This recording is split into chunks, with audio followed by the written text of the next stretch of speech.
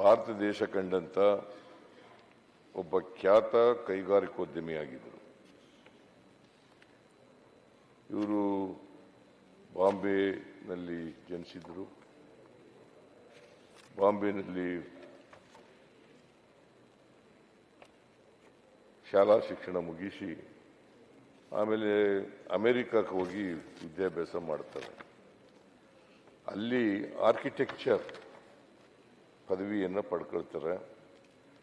ಅಲ್ಲಿಂದ ಬಂದು ಅಷ್ಟೊತ್ತಿಗಾಲೇ ಕರ್ನಾಟಕದಲ್ಲಿ 91ರಲ್ಲಿ ನಾವು ಆರ್ಥಿಕ ಉದಾರೀಕರಣ, ಜಾಗತೀಕರಣ ಎಲ್ಲ ಆಗಿರ್ತದೆ. ಆಗ ಇಡೀ ಉದ್ಯಮವನ್ನು ಜಾಗತೀಕರಣಕ್ಕೆ ಮತ್ತೆ ಉದಾರೀಕರಣಕ್ಕೆ ಅದನ್ನು ತೆರೆದುಕೊಳ್ತಕ್ಕಂಥ ರೀತಿಯಲ್ಲಿ ಮಾಡ್ತಕ್ಕಂಥದ್ದು. ಆಮೇಲೆ ಟಾಟಾ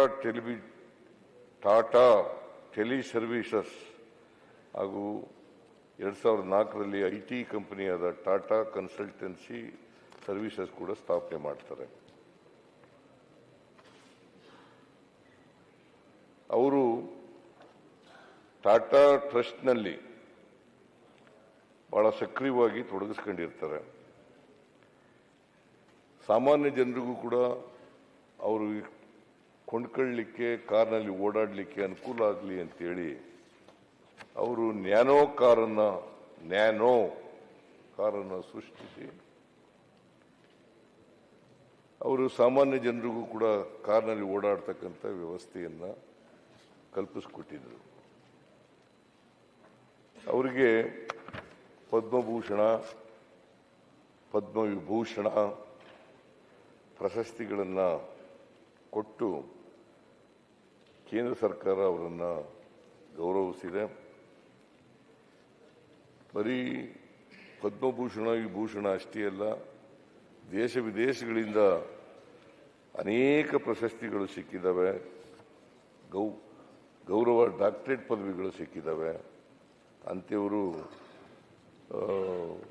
ಅವರು ಬರೀ ಒಬ್ಬ ಖ್ಯಾತ ಉದ್ಯಮಿಯಾಗಿರಲಿಲ್ಲ, ಜೊತೆಗೆ ಮಾನವತಾವಾದಿಯಾಗೂ ಕೂಡ ಇದ್ದರು ಅಂತಕ್ಕಂಥದ್ದನ್ನು ಇವತ್ತು ಸ್ಮರಿಸ್ಕೋಬೇಕಾಗ್ತದೆ.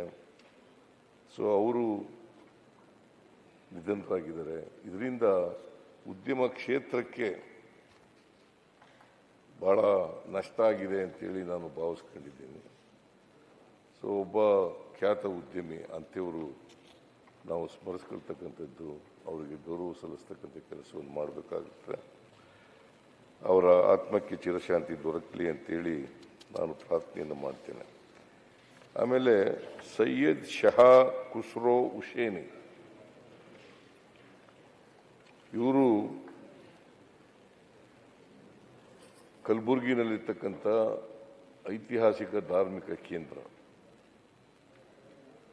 ಅಲ್ಲಿ ಖಾಜಾ ಬಂದಾ ನವಾಜ್ ದರ್ಗಾದ ಸೂಫಿಯವರು.